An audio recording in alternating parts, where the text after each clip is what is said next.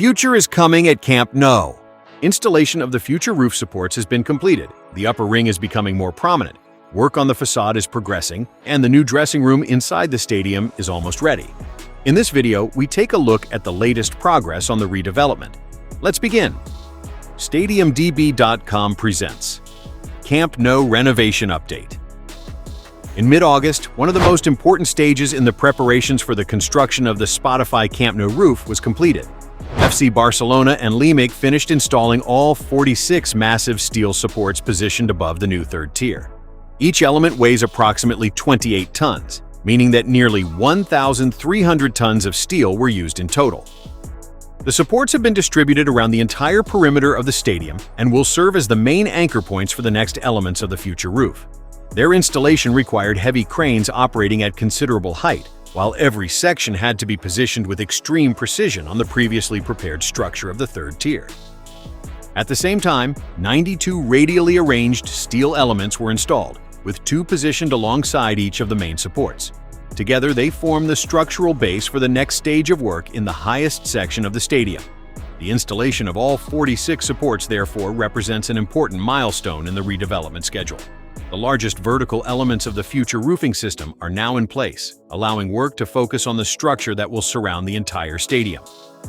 With all the main supports in place, work at the highest level of Camp Nou is entering its next phase, construction of the external compression ring. This element will surround the entire stadium and form the base of the cable system supporting the future roof. Completing it is currently one of the project's main priorities, even more important than fully closing the structure of the third tier. The ring will rest on the structure above the third level before being connected by tensioned cables to a smaller internal tension ring. This will create a structure that can be raised above the stands during the operation known as the Big Lift. Installation of the roof itself is scheduled for a period when no matches will be played at Camp Nou. Outside the stadium, the new facade is also attracting increasing attention. Unlike many modern venues, Camp Nou will not be enclosed behind a single continuous wall. The design features 3 broad rings of concourses open to the city. The first elements of the future facade finish are already appearing on this open structure. Eventually, the exterior of Camp Nou will be covered with ceramic elements, giving the stadium its distinctive and more coherent appearance. The full installation of the ceramic cladding will form part of the final stage of the project. One of the biggest questions ahead of the 2026-27 season is when more supporters will be allowed into Camp Nou. The stadium currently has permission to admit 62,652 spectators. This limit has been in place since March, when Barcelona received its Phase 1C license and was able to open the Goal Nord stand and new hospitality areas. This is the official figure provided by the club itself. Only a few months ago, the schedule was considerably more optimistic, but delays have ultimately occurred. Supporters will therefore have to wait longer for the next capacity increase. Club officials have admitted that they are now unlikely to expand the number of available seats this year, despite this being the original plan. This would also delay the opening of further sections of the stands and the achievement of a capacity of 85,000, which may now happen in April at the earliest. Further capacity increases are then planned through the opening of additional sections of the third tier and the remaining VIP areas. Despite the delays, Barcelona still believes that every seat will be available before the end of the current season. Camp Nou is growing month by month, and we want our stadium community to grow with it. If you enjoy our videos, subscribe to our channel. Thank you. Significant progress has also been made in areas that supporters will not see during a match. Barcelona's new first-team dressing room is almost complete, with only the final finishing work still to be carried out. The club presented the interior in greater detail for the first time in August, shortly before the start of the 2026-27 season. The most important room is, of course, the dressing room itself, which features new individual stations for the players and red upholstered seats. Next to it is a spacious recovery zone and a hydrotherapy area designed for players to use after matches and training sessions. However, the entire first-team area has been redeveloped. A video analysis room has been created close to the dressing room, allowing the team to prepare tactically for matches, along with a dedicated activation zone. This is where the players will be able to complete the final part of their warm-up before heading out onto the pitch. The corridors feature blue walls and very light-colored flooring. Separate rooms have also been prepared for the coaching staff. Hansi Flick has been given his own office, located directly beside the workspace of his assistants. By mid-August, the room had already been finished, although it had not yet been furnished. The new facilities were tested on the 19th of August during the Joan Gamper Trophy and will subsequently be used regularly by Barcelona throughout the 2026-27 season.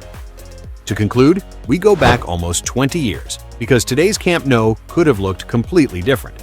In 2007, to mark the 50th anniversary of the stadium's opening, FC Barcelona organized an international competition for its redevelopment. The winning proposal came from Foster Plus Partners, led by Norman Foster. The club itself confirms that this was the project officially selected, although it was ultimately never built. Its most distinctive feature was to be an entirely new second skin for Camp Nou. Foster drew inspiration from the mosaic technique created from fragments of ceramic and popularized by Antoni Gaudí. The facade was designed as an enormous multicolored mosaic featuring Barcelona's blue and claret colors alongside the red and yellow of the Catalan flag. The external shell was to be made from glass and polycarbonate, while an advanced lighting system would have allowed the appearance of the stadium to change after dark and even turned the facade into a gigantic screen. Interestingly, Foster did not intend to completely alter Camp Nou's character. The design retained the stadium's distinctive asymmetrical silhouette created by Francesc Mitjans, while increasing its capacity to approximately 106,000 spectators. A retractable cable-supported roof was also planned above the stands. The total cost of the project was estimated at approximately €250 million. Construction was expected to begin in 2009, but the project encountered a series of delays. FC Barcelona states that technical and urban planning problems emerged, and following a change in the club's leadership in 2010, the proposal was ultimately abandoned. The Camp Nou now taking shape is based on a completely different philosophy, but Foster's colorful vision remains one of the most extraordinary stadium projects never to have become reality. Do you like the colorful Camp Nou design? Let us know in the comments. According to most Barcelona supporters, the design that was selected and is now being built was the best possible option. Even so, several changes were introduced during construction, the project was slightly scaled back, and its completion date was pushed further into the future. Barca are returning for another season, during which further elements of the roof support structure will be built, seats will be installed on the upper tier, and preparations for lifting the roof will begin towards the end of the campaign. Exciting times lie ahead for Barcelona fans and everyone following the redevelopment. New construction updates are coming soon, so subscribe to our channel. For more stadium content, visit our website and follow us on social media. See you again soon.